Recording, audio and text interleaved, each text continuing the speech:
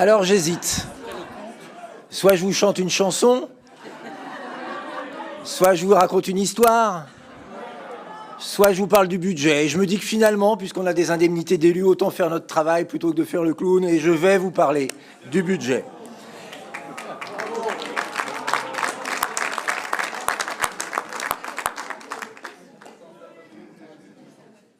Décarboné, inclusif, innovant, un budget ambitieux, un budget de l'aller vers, un budget du vivre ensemble, un budget voté en responsabilité.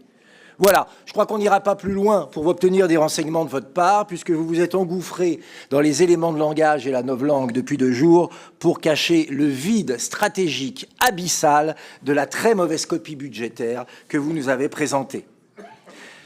Seul élément visible dans l'ensemble de vos déclarations, à part la dernière, qui était probablement la seule à peu près qui venait du cœur, votre auto-satisfecit. Vous chantez vos propres louanges. Nous avons tout bien fait. Nous sommes les meilleurs. Nous sommes les premiers dans tout. Et ceux qui oseraient nous critiquer seraient des oiseaux de malheur. Malheureusement, il y a quelque chose qui, autour du sapin, s'appelle le terrain. Et sur le terrain, il y a des résultats. 4000 défaillances d'entreprises, dégradation de la qualité de nos transports et notamment les TER, fermeture de lycées, stagnation du taux d'emploi. Oui, tous les voyants sont au rouge, mais pour vous, la fameuse majorité régionale, vous voyez la vie en rose. À l'heure où le pouvoir d'achat est en crise, une majorité responsable aurait gelé la hausse des taxes et des impôts, le prix des TER et sûrement pas augmenté le prix du cheval fiscal. Mais vous avez choisi un autre chemin, le chemin rouge du socialisme, celui où l'on taxe, où l'on contraint, où l'on réprime, où l'on asphyxie, à coups de taxes et d'impôts. Dans ce budget, qui n'a aucune vision, vous nous présentez comme seul élément stratégique pour les années à venir, et je vous assure que c'est vrai, vous vous êtes vous-même caricaturé, la première région cyclable d'Europe.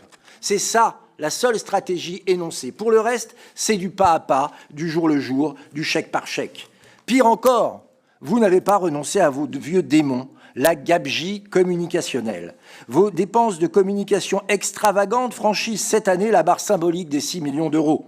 Ces dépenses que vous souhaiteriez passer sous silence ont d'ailleurs suscité l'intérêt de contribuables et associés qui épinglent la région comme étant beaucoup trop dispendieuse en la matière. Un budget responsable nécessiterait au préalable de réduire la voilure régionale, les mauvaises dépenses, les gaspillages et les dépenses de fonctionnement.